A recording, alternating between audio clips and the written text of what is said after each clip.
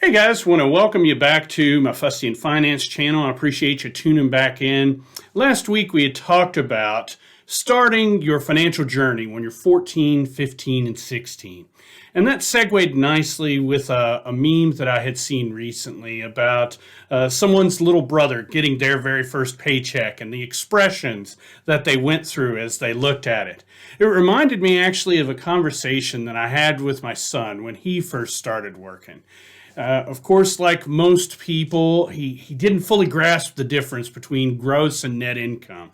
And so he had already calculated out, I've worked about this many hours and I'm getting paid this much. And he kind of had spent or planned to spend all of that money. And when he opened his check, it just enraged him seeing how big of a bite taxes had taken out. And the first thing he said was, well, what the heck is going on here? This is bull. Taxation is theft. Didn't we have a revolution over this? And while his emotions are understandable, I completely get where he's coming from. In fact, probably all of us have been there at one point in time or another. I had to talk him down a little bit. I had to take him through what some of those taxes are actually used for. Now, I'm not going to go into government overspending or anything like that. I'm just going to focus, like I did with him, on where that money is really going.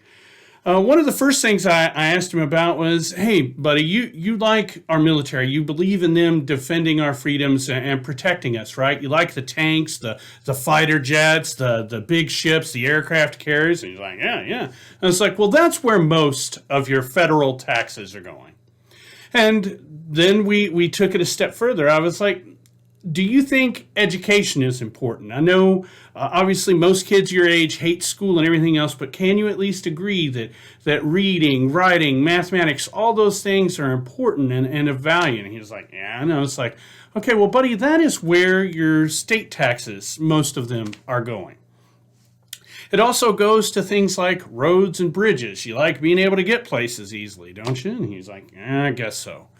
And it's like, how about, do you think being able to call the police or the fire department or the EMS whenever you need them is important? Do you like the fact that the bad people are kept in jails, that the roads get plowed, that somebody comes and magically takes away your trash once a week?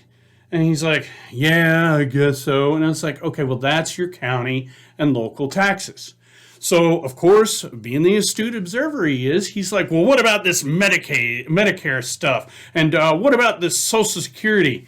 And I was like, son, Social Security is there for people that did not save and plan well enough for retirement so that they might have a chance of at least having their basic needs met. It also leaves some money for their spouses or their family, just in case something happens to them.